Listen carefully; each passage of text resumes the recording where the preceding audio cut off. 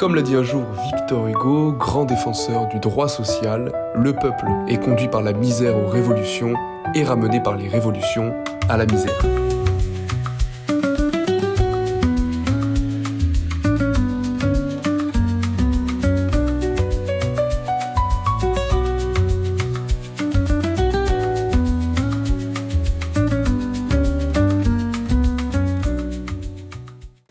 Selon les syndicats, ce 18 septembre 2025, il y a plus de 40 000 personnes qui ont déambulé dans les rues de Toulouse.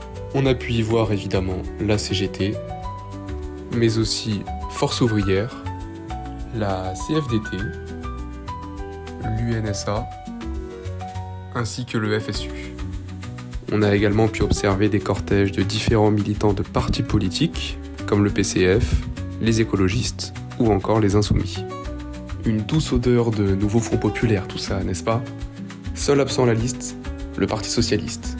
Parti socialiste qui, par ailleurs, était scandé par différents militants.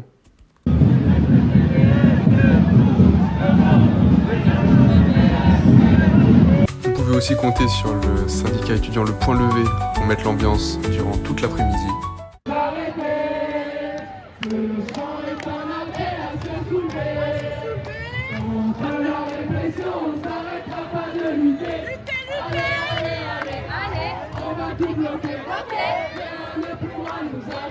Enfin, le comité local Vérité et Justice pour Bilal, Bilal étant un jeune père de 34 ans, mort à Toulouse dans une bavure policière le 24 janvier 2025, a su être particulièrement émouvant et ramener un grand nombre de manifestants. Tous ceux qui refusent l'indifférence, la résignation, l'injustice, il est celui de toutes les consciences que ce drame ébranle. Enfin, les manifestants, partis de Saint-Cyprien à 14h, ont fini par arriver à la station de métro Jean Jaurès aux alentours de 16h30, mais se sont retrouvés confrontés à un barricage organisé par les policiers. La tension est montée progressivement, des avions en papier étant jetés par les manifestants, des insultes, des cris. Aux alentours de 17h, la police a commencé à gazer les manifestants qui n'ont eu d'autre choix que fuir en courant. Le plus important à retenir de cette manifestation, c'est la diversité des manifestants qui y ont participé.